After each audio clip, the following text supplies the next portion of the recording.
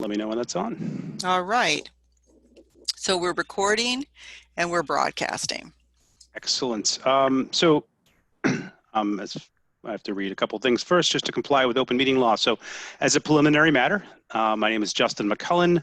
I am the TMAC chair. Permit me to confirm that all members and persons anticipated on the agenda are present and can hear me.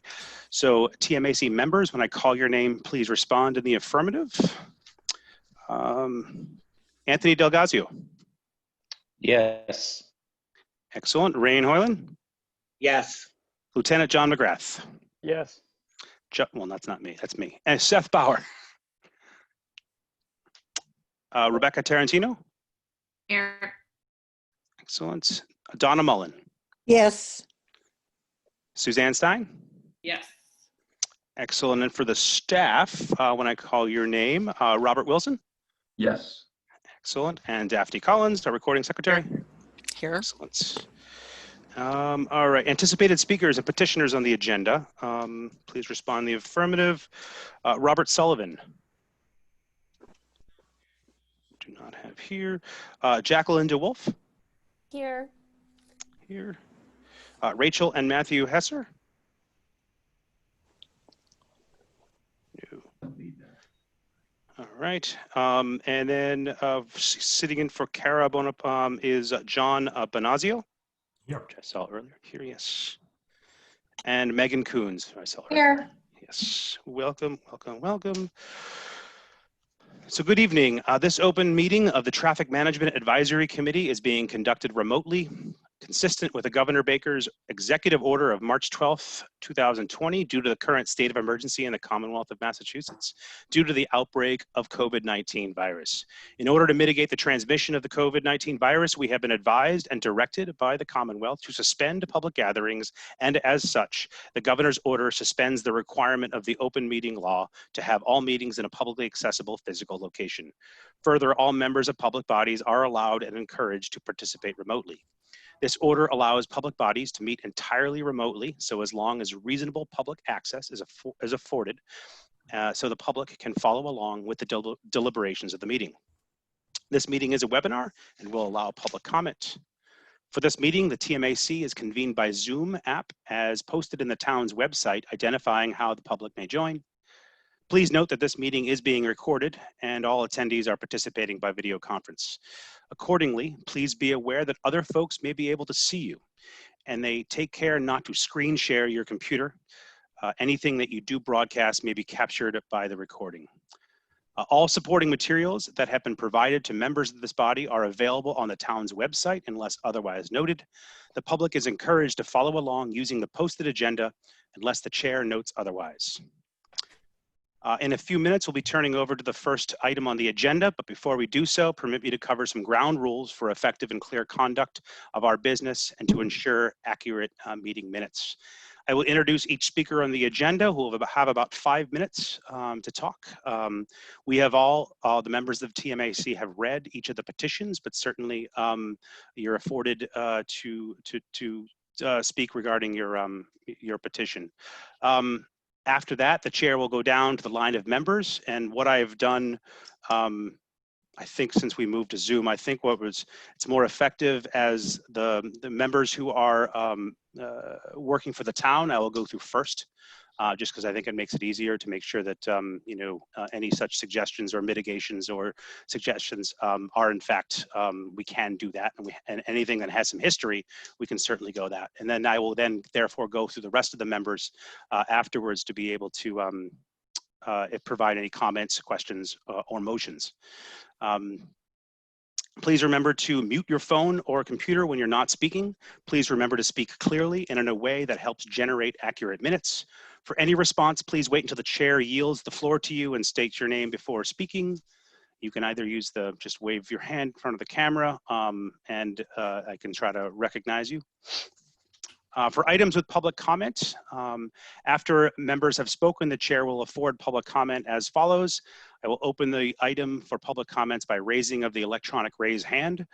For those participating by computer, the raised hand option can be found by clicking in the participants button at the bottom of the screen. It will bring up the options to choose. select the raised hand. For those participating by mobile device, click the More button at the bottom right and select Raised Hand.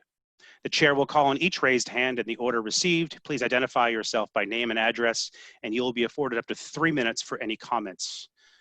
Finally, each vote will be conducted by roll call vote going forward. So, Daphne, if you could just let me know after each of the petitioners and the members, if there's any public comment, let me know if you can see in either the chat or the raised hand. Right. Justin, I want to let you know that there are 2 attendees. One of them is Matthew and Rachel Hesser, and I will promote them when their item comes up. All right. Perfect. All right. Great. Thank you. So with that, I do that. So first, we'll do a roll call attendance, which we just did. I also want to, I don't know if he's here because I'm assuming he is off enjoying his retirement, but I want the official minutes of this meeting to reflect Rick Merson's contribution to this committee, as well as the town for many years in this committee, and also to the town itself, many contributions, and also wishing him a great retirement. I don't know if anyone else from the committee would like to have anything added to the minutes, but I think that I just wanted to kind of, kind of take a minute and acknowledge his contributions. So I hope he is enjoying his retirement. I wish I was. I'll be here all night. Anyways, so I asked the committee, I know the minutes were out, sent along with the agenda items. Are there any questions, comments, or concerns with regards to the minutes from September 9th from any of the committee members? Any additions, deletions, comments, concerns? And if not, I will entertain a motion to accept. That would be a nudging to anyone who would like to do. I move to accept the minutes. Lieutenant McGrath moves to accept the minutes. I saw A second. Rebecca and Rebecca seconds and Seth thirds that. We'll have to do a roll call, Daphne, if you could. Yeah. Mr. Delgazo? Tony, unmute. Yes. Rain Whalen? Yes. Lieutenant McGrath? Yes. Mr. McGullen? Yes. Mr. Bauer? Yes. Ms. Tarantino? Yes. Ms. Mullen? Yes. Ms. Stein? Yes. Ms. Tarantino? The motion passes. On there twice again. She's on there twice. Rebecca's on Yeah. there like that. Oh, That's always gotten me. She gets 2 votes. That's what it is. That's how it works in my house too. So it's fine. So moving on to the next agenda item, other business and the status report. So Bob, did you want to bring us through the status report? And then when you have done that, I actually have a couple questions as well on that. But. Okay, before, and I will start off here. A couple of things were done. I made us somehow slip from the agendas the last meeting. One of which happened the last meeting. The Holland Street sign shifted a little bit down the road. That has happened. Okay. From back in February, there was one that I missed the last meeting. For the Chestnut Street school bus stop signs, they have been installed. Near Lantern Lane? Yes, okay. Near Lantern Lane. Yep. At Falcon and Bond Street, the tracking lines have been painted for the curve in the road. Those dash lines. And from last November, about a year ago, the guardrail on Wyoming and Arden near Perry Park has been aligned straight. Traffic counts are going on as usual. I wanted to wait until after school started to really get them kicked in, but that's kind of how that goes. There's several of them, including Warren Street, which was tough to do because they were paving that section of road before last week and the week before, I believe, on that one. I think that's about all I have right Okay. as of now. Do we know, or first I want to open up, is there any other members of the committee that had any questions with regards to our status report? When you say questions, do you mean things that are still don't appear to be updated? Yeah, and this is actually, Rebecca, this is a good point, because I wanted to kind of go through, I know that there's certain items that either may have been already completed and they're just not documented, or they're pending, let's say, our action. I know maybe it was recommended no crosswalk at this time. Do we need to acknowledge that and cross that off the agenda item, or there are a couple items going back, and I know that there's also in June 2019, item number 4, traffic signal timing and stop bar placement on Chestnut Street northbound. There was an action DPW highway to install left turn yield on oncoming traffic sign on Chestnut Street northbound. There just hadn't been, I know that, I actually know that Tony wasn't at that meeting, and I know that there was either that wasn't followed through, and I don't think that explanation was either just brought back, and it might just be an explanation. But there's a couple other items on the agenda that just don't have a resolution, and they may either have been completed or just or they just need to be, the loop needs to be closed from a documentation perspective, or we may need to revisit. So I want to make sure that we don't slip out. But Rebecca, do you have anything that that you wanted to bring to the committee on this? That particular item, the Chestnut Oak one, just it's an ongoing problem, and I know Lieutenant McGrath loves it because it's my neighborhood problem, but it's living there. So it hasn't changed. And last time we did talk about it, Tony was on the call. He was, okay. Yeah, so I think it's something that's lingering, and just, with ongoing construction, it's a problem. And it was also the right turn, allowing a right turn on red from Oak onto Chestnut. That was the other issue, and it was moving the stop line back. So that's been going since I joined the committee, which is a while now. Okay. Yeah. Do we have, and I know obviously we're just springing this on now, but do we think that, do we have any update on that item on Oak Street? Or some of these other items? Either Bob or Tony or Ryan? And if we do, I can bring.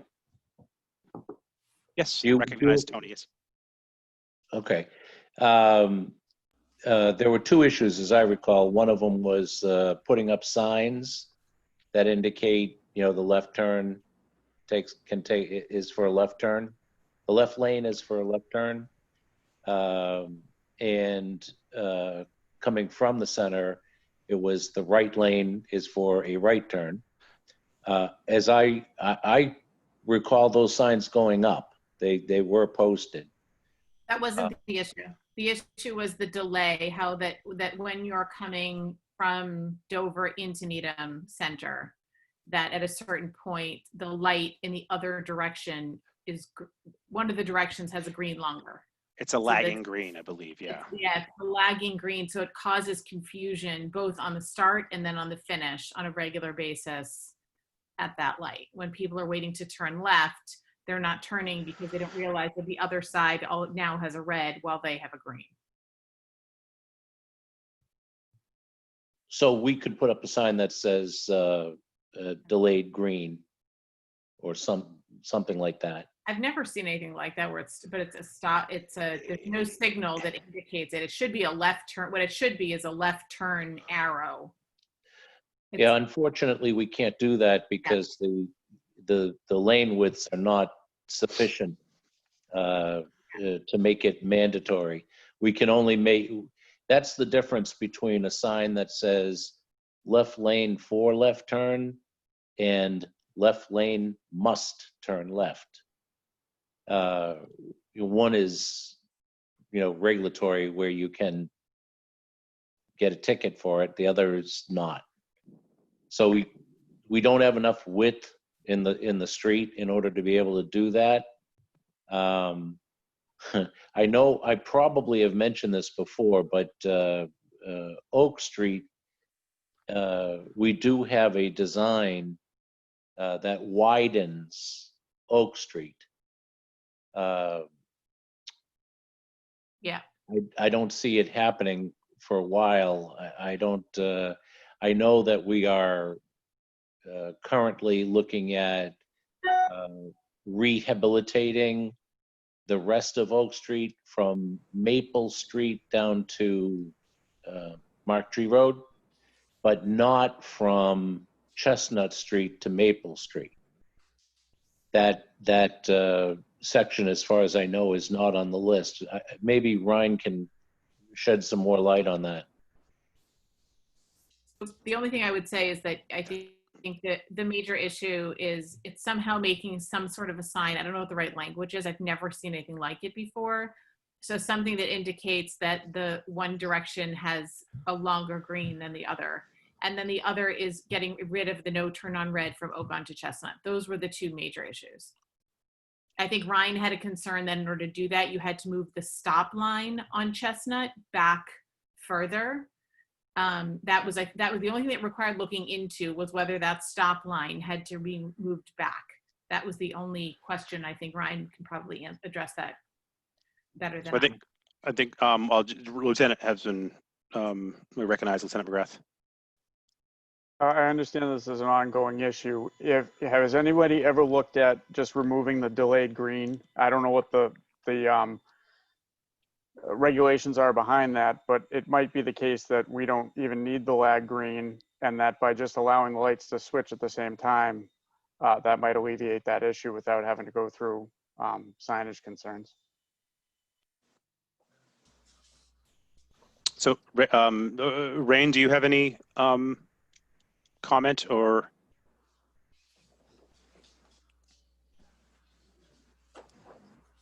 Okay, if not, I recognize Seth because you had your hand raised. So that's Lieutenant McGrath. That actually sounds like a good solution, but also delayed green is a pretty common traffic sign, and if you just Google it, which I just did, you'll see it's in regular use. I think people would understand what it meant. So, I'm not sure which addresses the actual traffic situation better.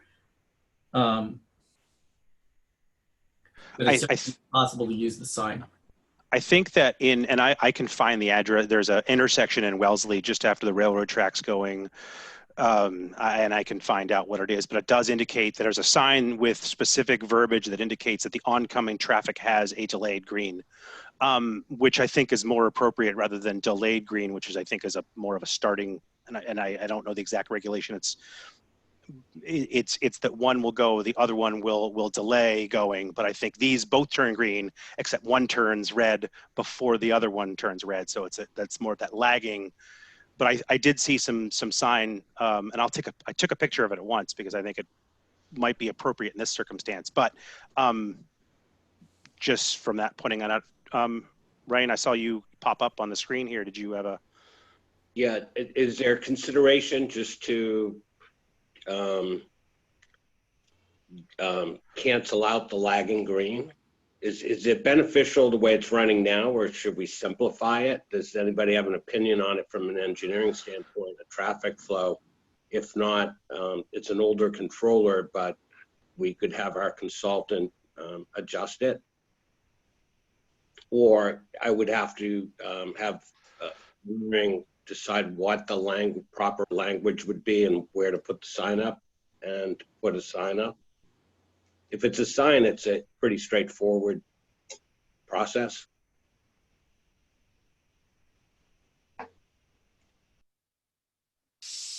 Any other comments from the committee? Yes, Mr. Chairman. If we can find an appropriate sign to address the traffic coming from Dover, indicating that they can either take a left or just eliminate the delay altogether, either one of those items would, I think, address the confusion.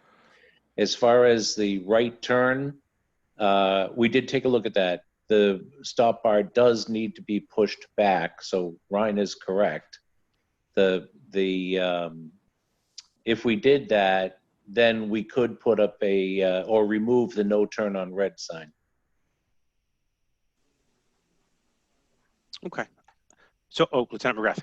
Oh, I don't know if this is an appropriate time to make a motion. That I would move the stop bar back and remove the signage. And to the second point, it's, well, I'll let the motion go first, and then the second point I have about the delayed green. So we do have you. Sorry, Rebecca. You second. All right. So this was the motion to. Sorry, it was you cut out, Lieutenant. The motion would be to remove the right turn on red sign, no right turn on red sign, and move the stop bar back so that can appropriately be done. I have that as a second from Rebecca.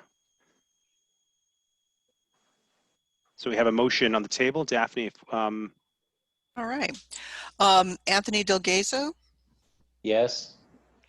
Mr. Hoyland, Yes. Lieutenant McGrath, Yes. Justin McCullen, yes. Mr. Bauer, Yes. Ms. Tarantino, Yes. Ms. Mullen, Yes. Ms. Stein. Yes. Okay, the motion Excellent. passes.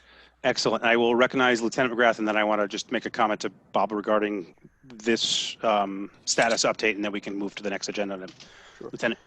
My comment about this, my safety concern with I understand Rebecca's point when you are coming up Chestnut Street and you have the red light and people still have the green light coming from Dover. There's no arrow indicating that that can happen freely.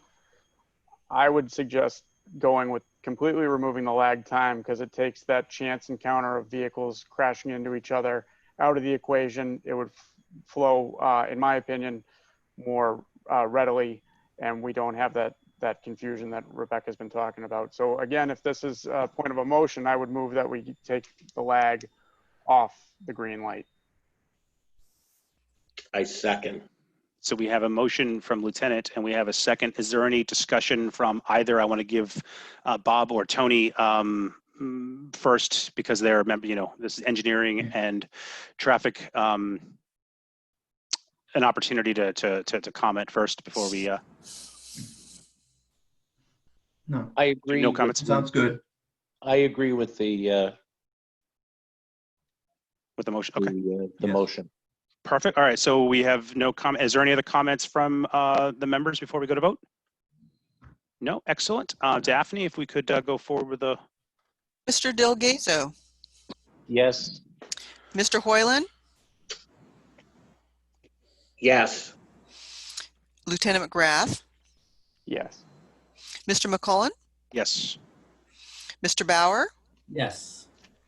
Ms. Tarantino, Yes. Ms. Mullen, Yes. Ms. Stein. Yes. The motion passes. Excellent. Thank you. And just one request, perhaps is it either next month if it's not a heavy lift, but we can just kind of go through some of the older items, Bob, on this, just to make sure that we don't have a documentation when I kind of close out some of those, and I can work with you if you want to email me ahead of time, just so that if we have a documentation issue or if there's any other things that need to go to the committee to close them out, we can just do that. Okay. Okay. So I'll just talk to you later. I mean, yeah, just perfect. Just so that we can, because some of these things I just want to, we do put this on the website, so I want to make sure that it's Okay. showing the No, item that's is fine. closed, and also in case any new petitioners would have any questions regarding it. So, excellent. Thank you. Now, without any further ado, item number 4, signage on Greendale Avenue from Kendrick Street to Webster. Mr. Sullivan, was there Mr. Sullivan? Did he show up? I don't believe he was here on roll call. I don't see him in the member chat. Daphne, do you? We have 2 members that are attendees. There's one that's an Ellen. I'm not sure if you are on this item regarding signage on Greendale Avenue from Kendrick Street to Webster, please raise your Zoom hand. All right, it appears that there's no raised hands from the attendees. Okay. So we will we'll just push this to next meeting, and then I'll talk to Nikki about confirming whether this petitioner will appear next meeting. So agenda item number 5, Jacqueline DeWolf. Is she one of the attendees that we need to promote for no, this? she's here. Yes, She's hi. Oh, there. Okay. intersection crosswalk signage on Dedham Ave in Bradford. So Jacqueline, the floor is yours. Great. I did prepare one thing. Nikki said that I could try sharing my screen. Sure. I don't know if everyone can see this photo. It should be starting to come up. It's still, oh, there you go. Yes. Well, good evening, everyone. Thank you. My name is Jackie DeWolf. I live at 242 Dedham Avenue. Last time I was before this committee was back in June 2018, and I do want to just quickly recognize that at that meeting, myself and neighbors brought up a number of different issues along Dedham Ave, across Dedham Ave, as well as just overall support for more safer speeds, traffic calming, better bike facilities, and we're really pleased to see studies, plans, paving projects make improvements and other things. So thank you for all your work. Tonight, I'm back to talk about one a smaller issue to take on, and that is the crossing at Bradford Street. This is my 3-year-old son. The first day I biked him to preschool last month, I took him on my bike, and every day since he says he'll ride his bike. And so every morning this is his route to school. It's also on Denim Ave, you only have one sidewalk on this side, and also on Bradford, you only have one sidewalk. So your only option to move through this area is to cross the street here. And it's also the only way to cross if you're accessing DeFazio from most of the town, as well as Pollard Middle School is right to the right. I'm really here to talk about if what we can do to really increase visibility. I'm not here to ask for a sign. I really believe that, traffic calming through kind of design or geometry, and then also paint in terms of just like visibility and lighting is what's needed. I have here just a quick example of what I'm talking about, where just the width of the crossing, the length of the crossing is really wide. And one of the concerns is that because the speed limit is 40 miles per hour on this segment of Dedham Ave, it means cars and trucks are going 40 miles per hour.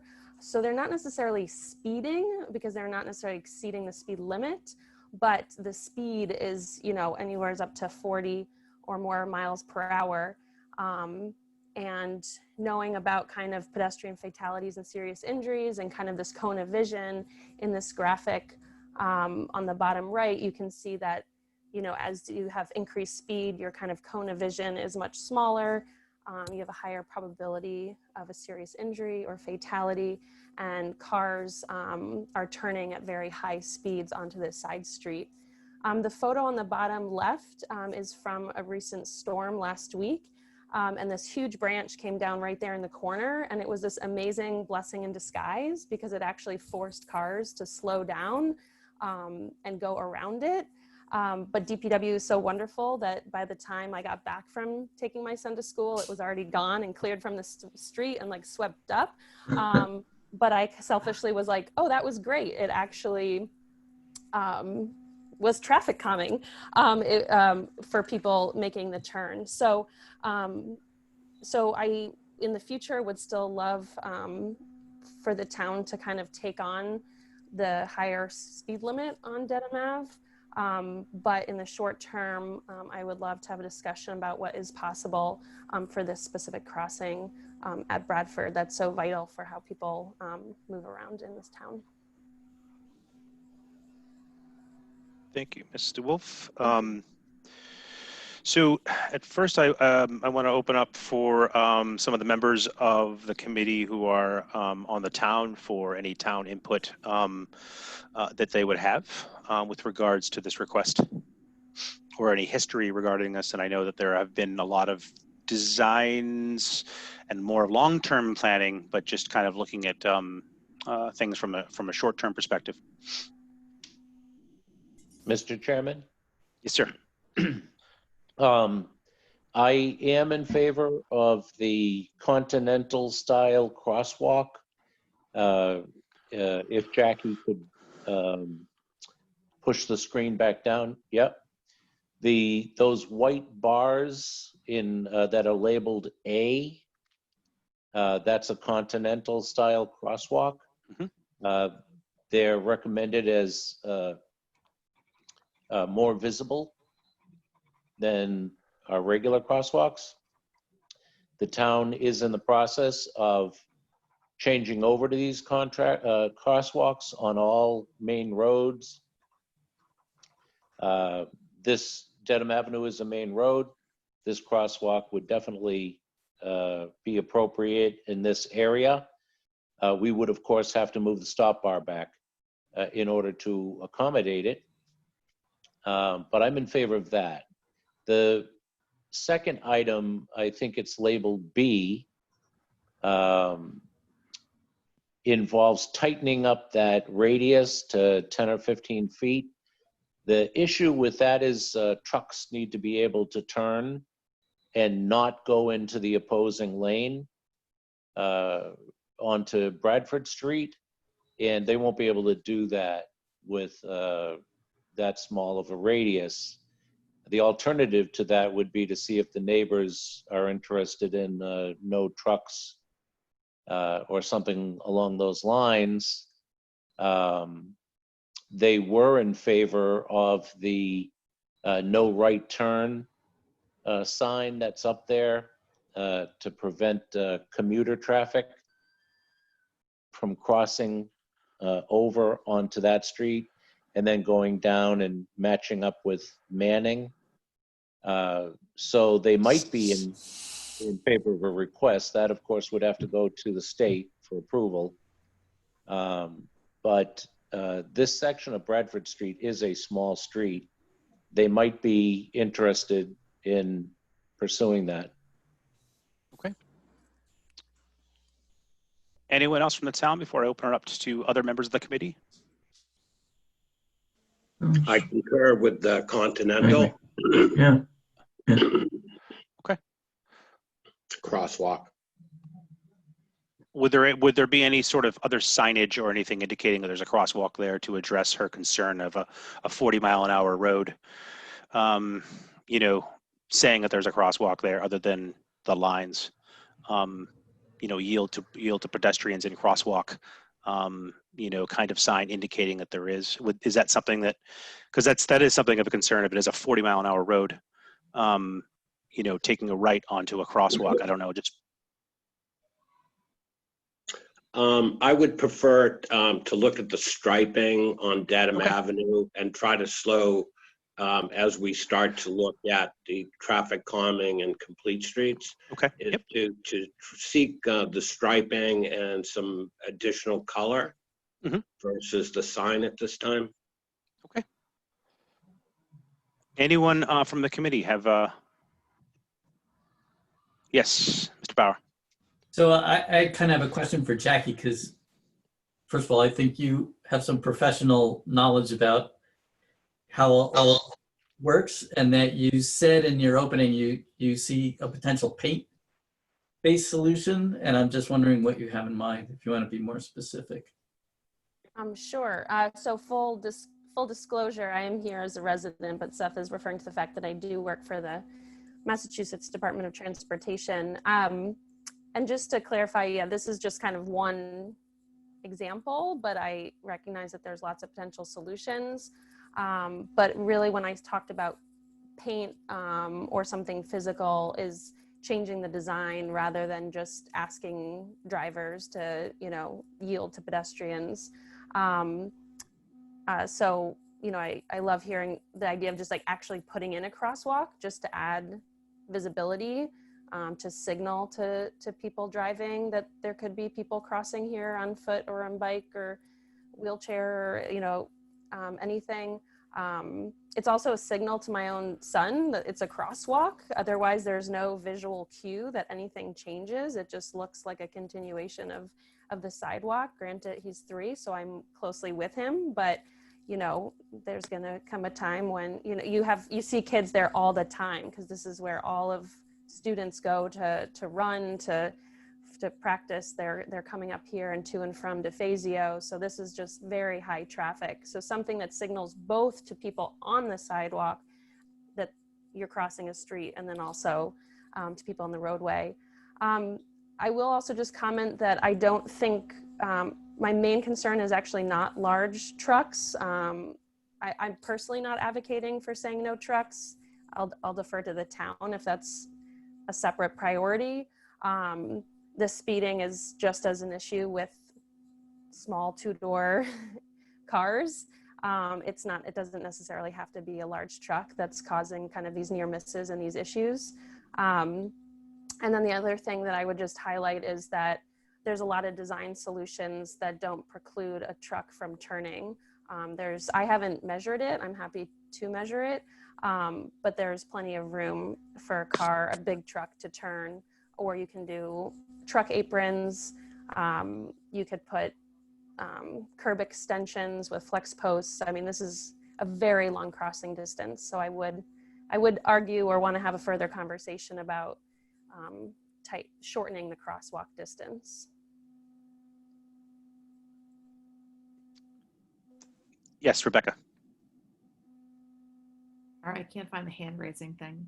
So I think I would just like to comment that I agree that 40 miles an hour at that spot is too great of a speed as a resident. I think the only other comment to the petitioner is just to note, just with young kids, something that we talk about on all of our calls is the risk that you don't, and I'm sure you know this since you work in the industry, that the risk with kids is that a crosswalk gives often a false sense of security, which is something you just want to be really careful about, because that is absolutely a dangerous intersection. I totally agree. I have older kids, and the problem is that, you know, even in the center of town at the crosswalks, you see kids biking into crosswalks without stopping to wait for someone to go.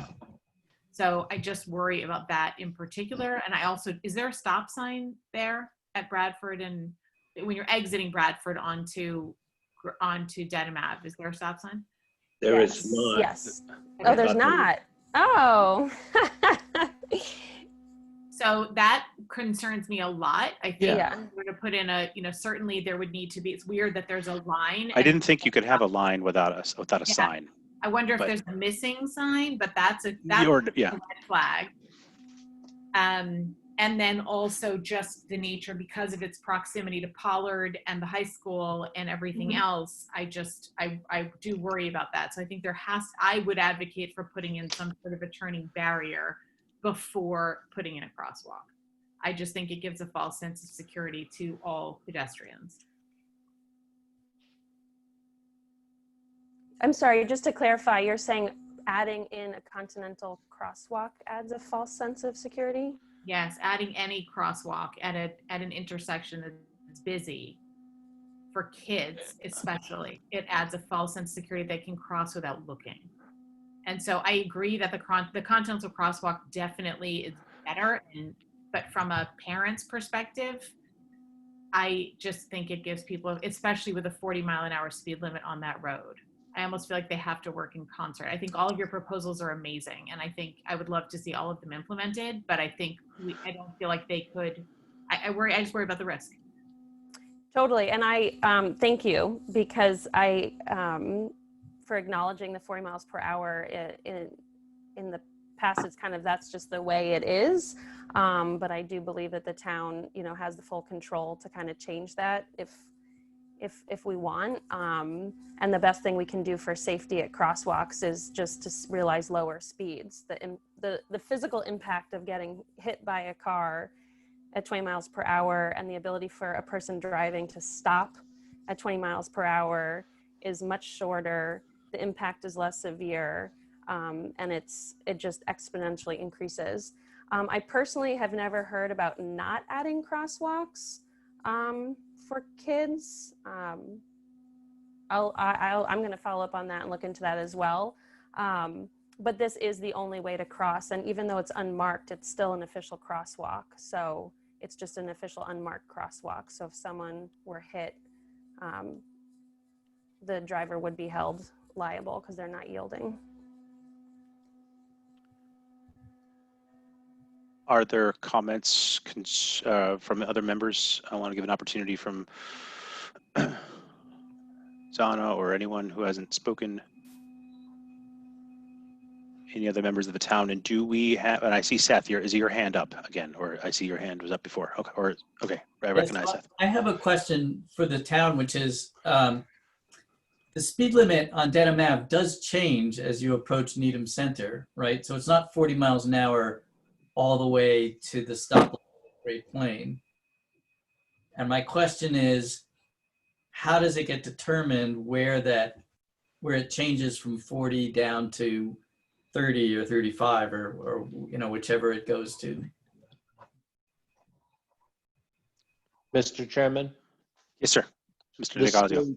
The state determines that. They determine the speed, they issue the regulation, and they also identify the locations where the speed changes. I mean, for all intents and purposes, the speed is coming from the DPW going up Dedham Avenue towards the center of town. It's 40 miles per hour. I don't know if you can see in the picture in the lower left corner currently on the screen, right behind the white car. If you look in the background behind the white car, that's actually where the speed changes to 30. So it's like right there. I also wanted to comment on the physical barrier type of situation. Although I would not support Jersey barriers or anything like that, what could be considered is it's kind of like a scored concrete where you can change the radius, but it would be flush with the pavement, and it has like bumps on it, so that, if you were traveling on it with a car, it kind of makes a little rumbling noise. And so cars may want to avoid that. That's something that we could look at. If Jackie is interested in measuring the radius, we could talk offline about that. Having said that, I do think that a Continental crosswalk at that location is entirely appropriate. And I was not aware that there is not a stop sign on Bradford. This is an example of where a lesser street intersects a main street, and it would be entirely appropriate to have a stop sign on Bradford. So having said both of those things, I would like to make a motion. Okay. I move that a Continental crosswalk be installed across the mouth of Bradford Street. And I also move that a stop sign be installed on Bradford Street at the intersection of Dedham Ave. So we do have a motion. Do we have a second on that motion? Second. Second from Rain. Do we have any comments before voting? I actually have a question. I'm actually reading the sign, the no right turn sign. Yep. No right turn 7 to 9. Yep. Is that it you're talking about? Yeah. So I'm wondering if, like, does that work? Does that need additional hour? Given the concerns with time, does that help? I'm just wondering if there's anything to do there that would. So let's. I mean. That's my only question. Maybe it's unrelated, but. Sure. Well, let's, and we can certainly ask that, but we do have, I just wanted to see if there were any comments with regards to the motion that was put on for a Continental crosswalk and a stop sign. And then we can So we have that motion. So if there's no discussion, Daphne, could you do a roll call on the motion? Mr. Delgado, Yes. Mr. Hoyland, Yes. Lieutenant McGrath, Yes. Mr. McCollum, Yes. Mr. Bauer, Yes. Ms. Tarantino, Yes. Ms. Mullen, yes, Ms. Stein. Yes. The motion passes. Thank you, Daphne. And just to Rebecca, your concern with that no right turn sign is what, or a comment? I'm trying to put my head around what you're. My concern goes back to the topic before, which is that for cars turning quickly for cars that are traveling quickly, that are turning right off of 135 onto Bradford. So if there are other limitations, whether it's no trucks, I don't know what the other options are there, but I just feel like it's great that there's a 7 to 9 a.m. restriction. I'm wondering what the traffic patterns are the rest of the day. And if there's a need, given the speed and given the introduction of a crosswalk there, if we need to offer other limitations during critical hours to the right turn, if that would facilitate a safer crosswalk there. And maybe that has something, and I can certainly, if Tony has a comment, but maybe, those kind of concrete, rumble strip or whatever. I don't know what he was I know what he was talking about, but maybe that kind of shaping and slowing down, almost calming, that might be something for further discussion, on this road here, and that may address some of that concern. I don't know if I think Tony had also mentioned that they could also seek a truck exclusion, but that doesn't seem to be, I know, Mr. Wolf, you weren't saying that trucks, that isn't the issue. It's the speed of just any vehicle going through. So, Correct. Yeah. I don't, and I actually don't even have an opinion about that sign, no right turn. Okay. I'm indifferent. This is really kind of 24/7, recreation, getting to school, all the, it's just very highly used. So I leave that to this group if that's a best practice or something the town is pursuing, but that's not something I'm looking for. Okay. Is there anything, so we're going to do a crosswalk and a stop sign. And I know that this road is on the agenda for complete streets and, some significant work. But of course it's not, tomorrow or next year. Ren, can you comment on some of the work before we go on to the next agenda item?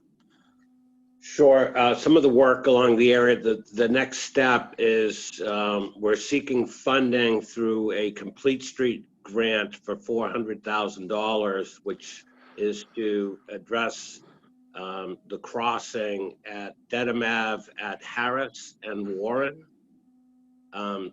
Years ago, there was a major design. This is not a major design, but it's significant to improve the safety and also includes a flashing beacon and the rectangular rapid flash that has been going in around town across Dedham Avenue.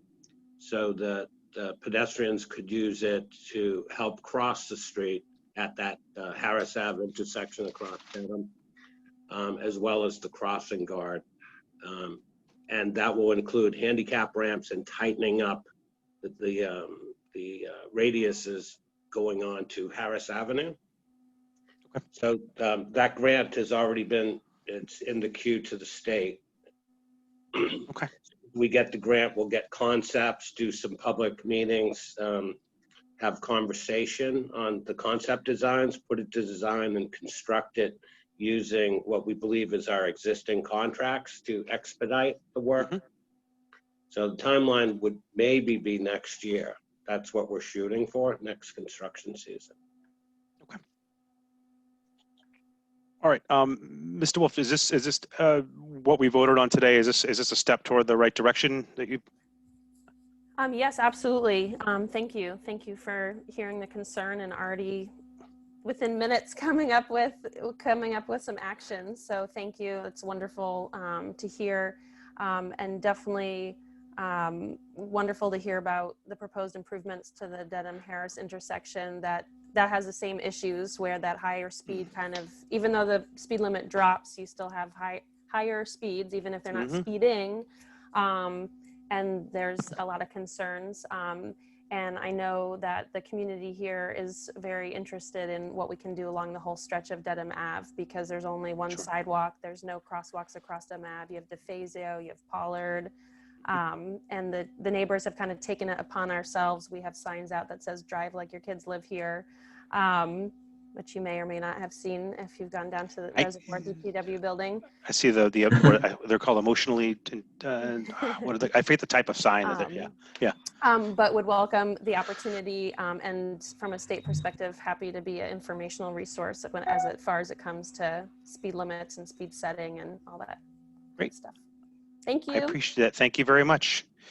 We're moving on to agenda item number 6, intersection signage on John Street and Central Ave. And I believe, Daphne, that Rachel and Matthew have been promoted. Matthew they have joined as panelists. Excellent. So, Rachel and Matthew, the floor is yours. Thank you very much. We appreciate you taking the time to hear our petition. The nature of the request is no parking signage, and specifically no parking from here to corner on the north side of John Street as you approach Central Avenue. So just if I might share my document as well, so we can be looking at the same thing.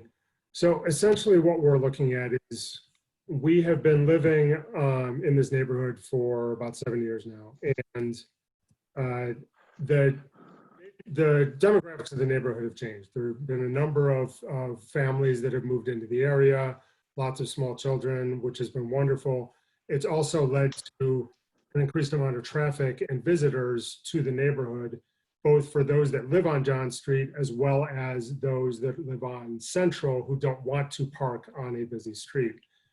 Also, as we look at some of the pictures that we have, specifically this one in the middle here with the area in question, it's hard to see from this picture, but our neighbors across the street, their yard comes up onto John Street. They have small children and an in-the-ground pool, which necessitated building a fence.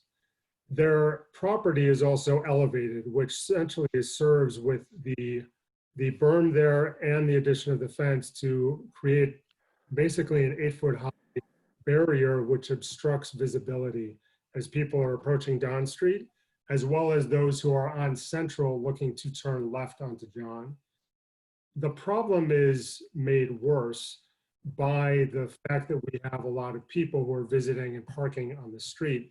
Because John is not a wide street, when people park on that side of the street up against the fence, it requires people, because John is dead end, for those to exit to Central Avenue by pulling into the opposite side of traffic. And because there's that natural barrier of the fence creating a lack of visibility for traffic, you are turning left onto John, you don't see the cars that are coming up John Street to turn onto Central until you're right on top of them. And we're just very concerned about accidents that very well could happen as those are turning from Central onto John, or for those that are on John and have nowhere to go because of parked cars, they don't really have any visibility into those that are approaching John Street from Central. So it's difficult to time the traffic. And our suggestion, as it is to create, at least in that area, some no parking space. Also, given the fact that on John, there is plenty of additional streetwide parking further down the street, so that we don't think it's going to create any unnecessary burden for those that are visiting, but would in fact create a safety mechanism for those that are trying to drive on the street. Any questions? So thank you. So you're looking to do that 58 feet, no parking here to corner. So from the committee, are there any comments or concerns or questions to the petitioners? And first I'll ask our engineering folks, either Bob or Tony or Rain. Mr. Chairman? Yes, sir. Does the person that just put in the in-ground swimming pool with that fence, is that person in favor of having a no parking area along his fence? We haven't discussed it with. Okay. So, okay. My recommendation is that that person make the request to make it a no parking area, and upon receiving that request from that homeowner, I would move that a no parking here to corner sign be placed 58 feet back as shown in the sketch, the photo. May I apologize for interrupting. May I ask why? Simply because what's not visible on this picture is that their property, their driveway and their front door is actually on Central. It's not the house to the right of this fence.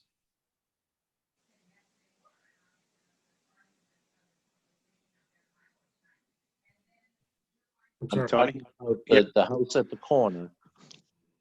They put in an in-ground swimming pool, and there's a fence. I think I can see it in your photo. So the fence, as you're looking at in the middle photo, is a yard that is part of the property where the house is north of the yard. So the house itself sits on Central, not on John. The house Right, but on John is our house is looking at this fence, and the house to the right of that is not the house that has the fence or the pool. okay, I'm talking about the house or the property that is at the corner of Central Avenue and John Street. Okay. Okay, so there's a fence there. Somebody owns the property. The person that owns the property needs to request the no parking area. Typically, the TMAC does not impose parking restrictions on the street without the concurrence of the neighbors. In this particular case, it's only that area that's, according to your photo, 58 feet long from Central Avenue going down John Street. So it's Correct. where the fence is. So Tony, Which is could I? immediately opposite our driveway, which makes it also difficult for us to utilize our driveway without putting drivers from our property in harm's way when they back out while people are parked there. So I think what we is, and I don't necessarily think are you able to get a statement from that individual saying that they support this petition rather than having them do their own petition? And this is what we've done before with no parking signs. We've asked for additional representatives of the road, because when it comes down to it, that's parking spaces that normally would be available to those individuals and those individuals' guests. Mm-hmm. So we always say that anytime we do a no parking or a parking exclusion or no parking signs, we do want to have it be more than just the one petitioner. So I mean, I probably I don't know if I would go so far as to say that we would need to have them come to us, but if you went back, do you think you're able to obtain a letter, just like we would for anyone, to say, I support this petition to exclude parking from this corner back to that, the exact request, have them sign, date, so we can, just verify that so we know that we have them on board. But I recognize Seth.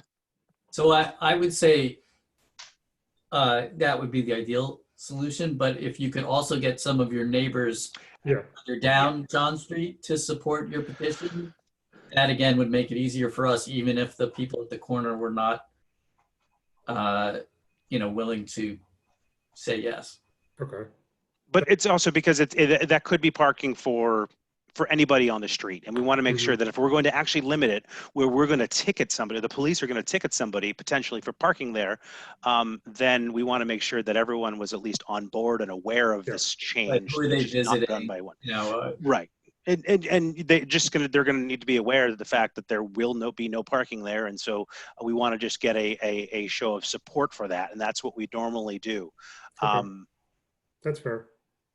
Any comment? I mean, Tony, are you good with that? Mr. Chairman, yes. Okay. That's what I was trying to bring Yep. up in whatever form it is. And upon receiving that, I'd move that we create a no parking here to corner, 58 feet back from Central Avenue. Yeah, perfect. And we just want to make sure that, because we don't want one resident to create an undue burden on someone else and they're just not aware of it. And we've been in those situations where, suddenly, oh, well, now I can't have my person park here or whatever it is. So we just want to make sure that there's enough individuals, the more the merrier, that would potentially be parking there. But obviously then bring that, have it, this is what the petition is. These are the neighbors that say yes, and, bring that back, and that's showing support for this petition. And I think, unless any other members want to comment, I think, I don't think it would be a tough request to get passed. What's the format in which we should bring that to you?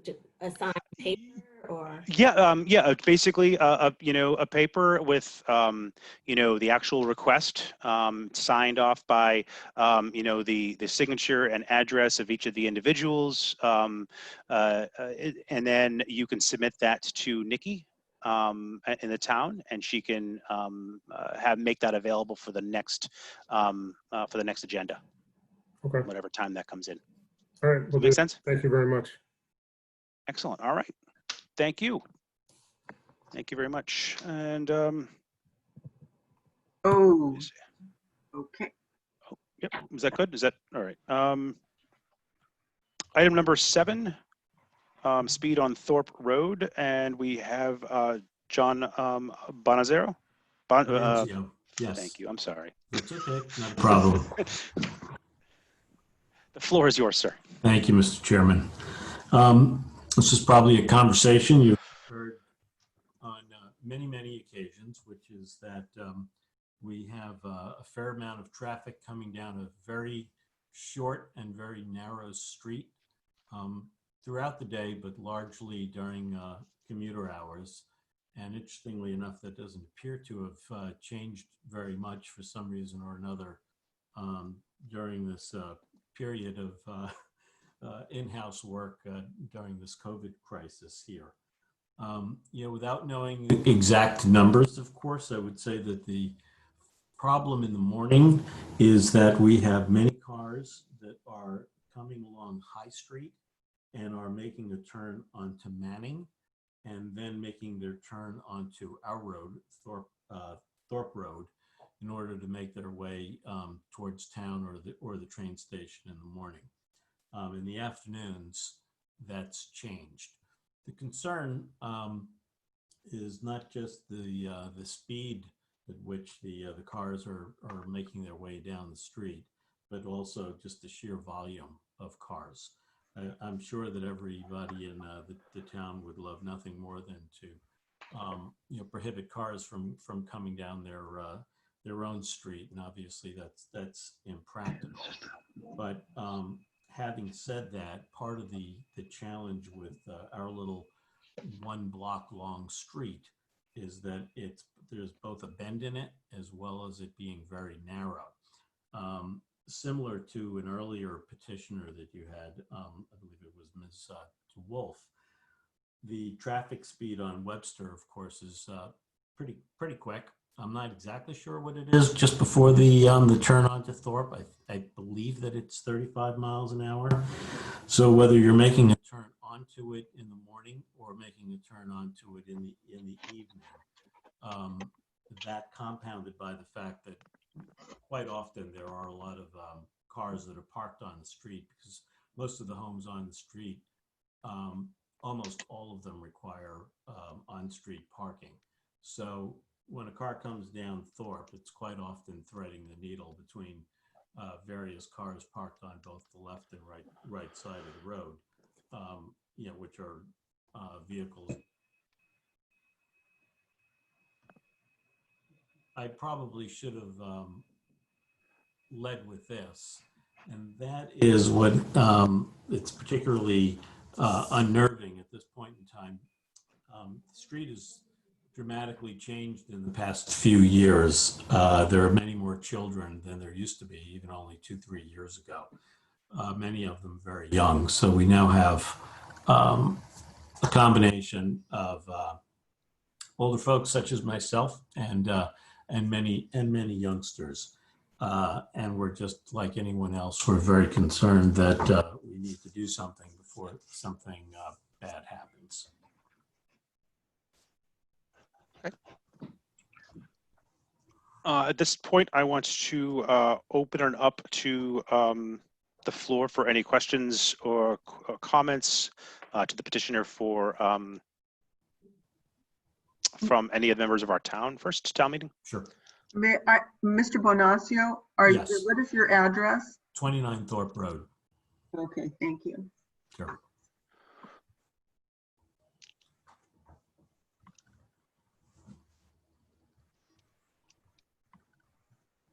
Now I'll open it up for any member of the TMAC. Mr. Chairman, Yes, sir.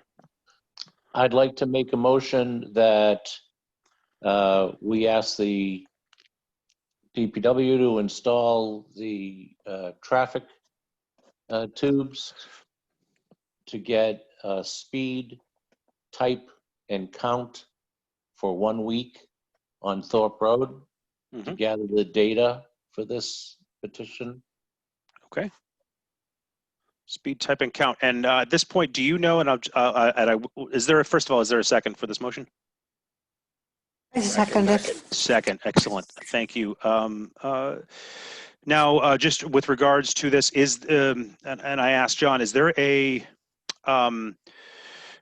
specific week, or not a week? Is there a time that we don't want to do this survey, because we're going to basically do a survey to determine speed, type, and count if we make this motion and this motion goes across? Is there a specific time that you think this is going to, and not time during the day, but are there factors that you think is there construction or anything that would be impacting this, the results of this? I don't believe so. I mean, this has really been okay. Excellent. So we do have that motion. Any comments or concerns? I probably do this out of order. Any comments or concerns with regards to that motion from our members of the TMAC? Yes, sir. The counts would be taken continuously for 1 week. So Sure. We'll get 24 hours a day. If the petitioner has a specific location where perhaps the speed is the highest, we would welcome, a suggested location to take the counts. Well, without being expert in this, I would suggest that probably the best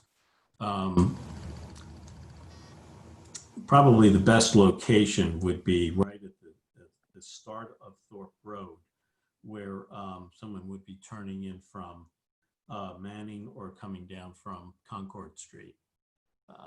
So sort of right at the beginning of the street. The other option would be right at the very beginning of Thorpe, as a driver would be, as a vehicle would be coming off of Webster. I think that you'd probably actually find a greater speed with cars coming off of Webster, simply because that allows for fast moving cars on that stretch of the road there. I would suspect that you'll find two different things at two different times during the course of the day. If Mr. Chairman, I'm wondering if there's, I think that the traffic tubes are a great idea. It's nothing like data. I'm wondering if anecdotally there's anything else that I or other residents of the street can provide for the committee, so that the next time we're having this conversation with data in hand, we can have a little bit more of an in-depth conversation about. Sure. Well, first I want to just see if we can get the motion, Sure. the roll call, and it was forgive me for getting distracted there. So, we do have a motion on the table, as if I didn't think there were any others comments. So Daphne, if we could do a motion, do a type speed and count on Thorpe, and we'll just say we'll leave it up for have the engineering department figure out the best area. And I know that the petitioner did indicate either the beginning of Thorpe Road toward Webster or at the other end, but I'll leave that up to the engineering department and the highway department. Okay. But we do have that on the table, and we do have a second. Daphne? Yes. Mr. Hoyland? Yes. Lieutenant McGrath? Yes. Mr. McCullen? Yes. Mr. Bauer? Yes. Ms. Tarantino? Yes. Ms. Mullen? Yes. Ms. Stein? Yes. The motion passes. Thank you.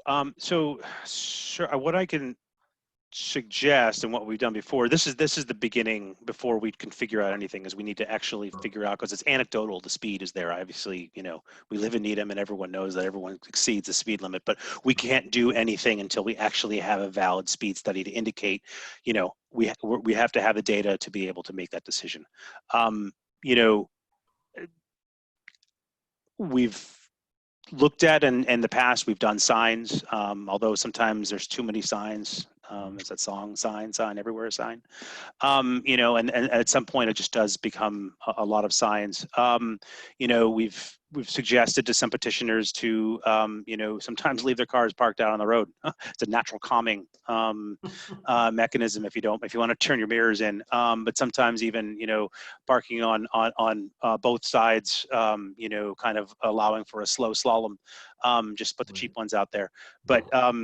But nonetheless, these are some of the suggestions that we've done before when we couldn't have done, any sort of mitigation, a permanent mitigation.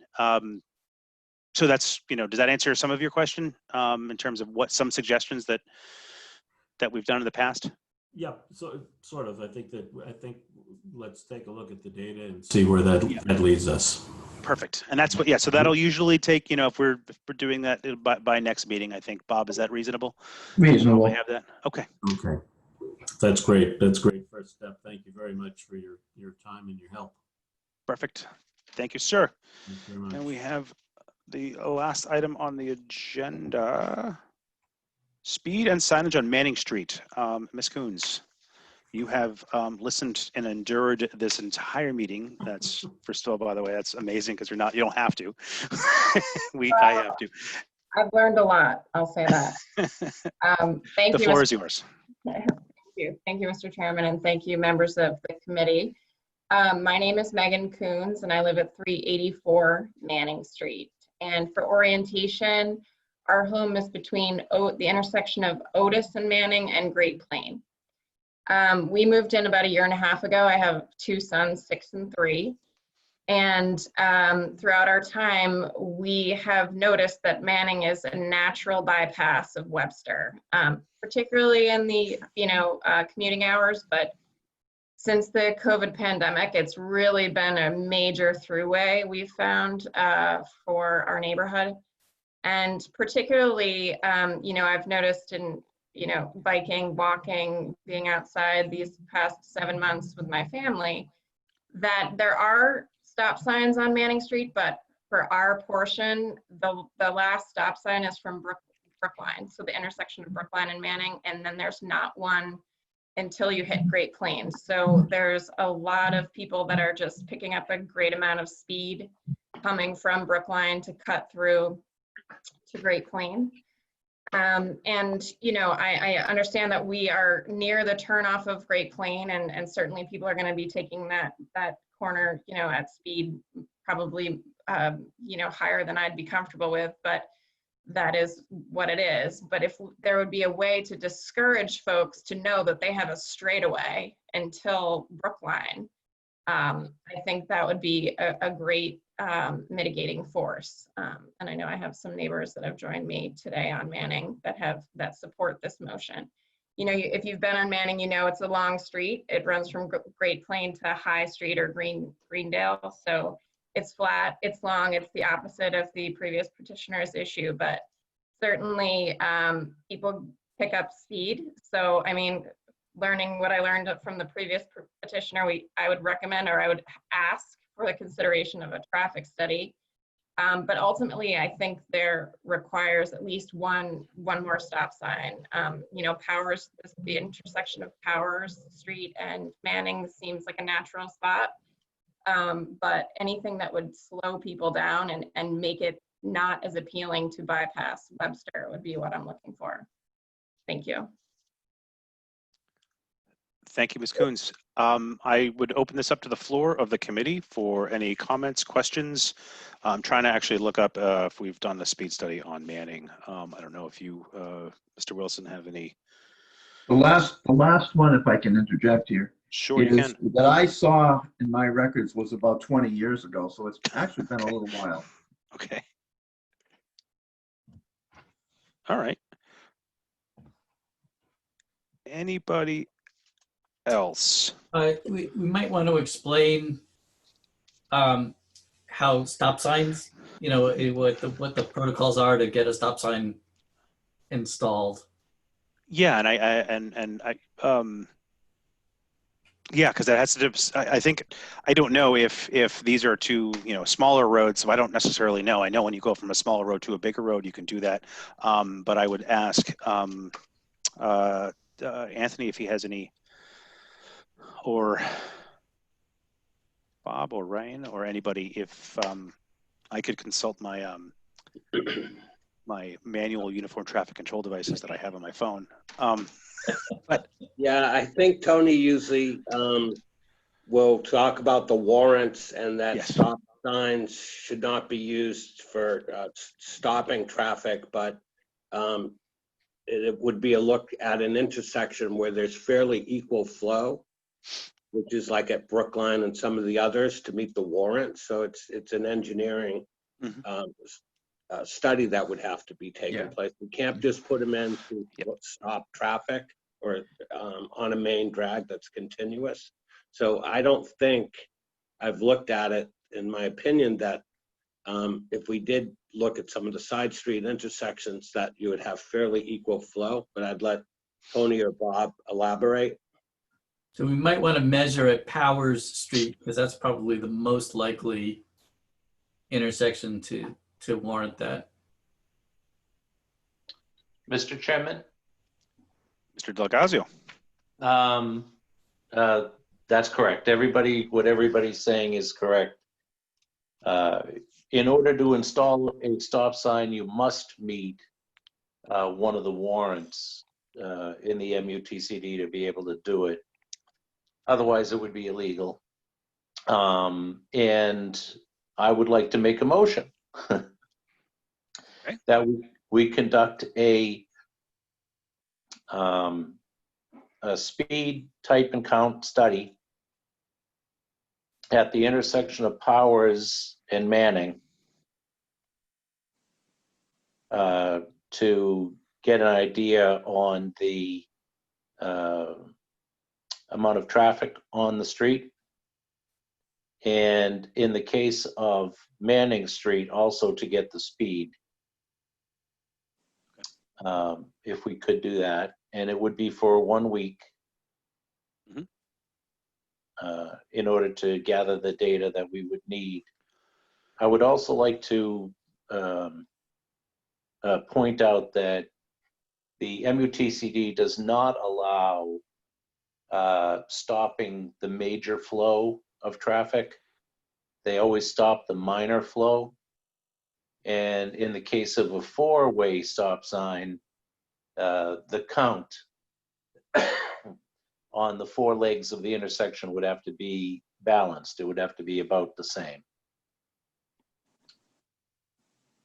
Okay, I just have a follow-up question. So if the traffic study yields that there isn't enough, flow, to use your words, to warrant a stop sign, what other mitigating factors would you recommend we do as neighbors outside of putting signage, on our lawns or parking our cars in the road?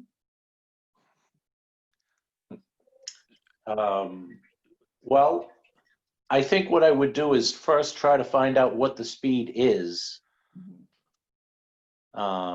Because that really kind of tells you what kinds of things you have as options. You know, like for example, if the traffic is really speeding, say they're doing 50 miles an hour, you definitely don't want to put in a speed table or an intersection table, because that would launch the car into the air. So you don't want to do that. You would choose something else. It could be something as simple as granite curbing. It could be other treatment effects to the road or along the road. You really need to know what's going on there before you can start looking at options. So what I'll do is, I do want to respect the fact that there is a motion on the table for a speed study, speed type and count for looking for for the warrant for a stop sign, including speed for Manning at Powers Street. Do we have a second for that? A second. Second. Thank you, Donna. Do we have any discussion with regards to that? Without hearing any discussion, Daphne, if you could bring us through the roll call, please.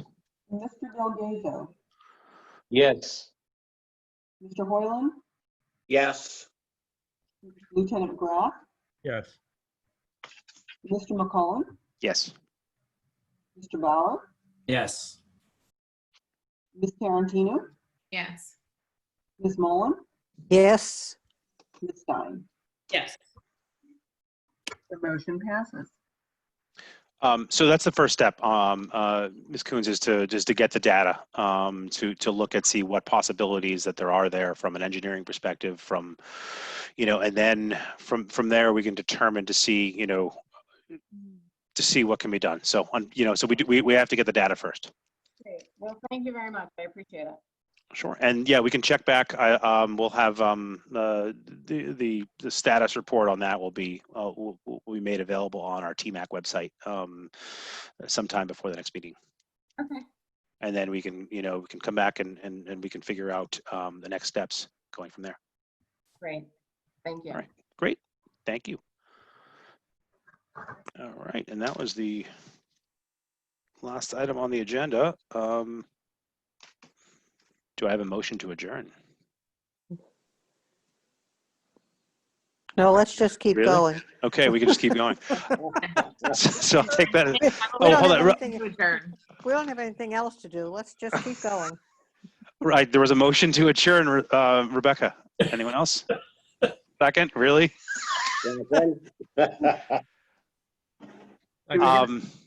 Okay, excellent. So yes, Daphne, unfortunately, we got to go through this.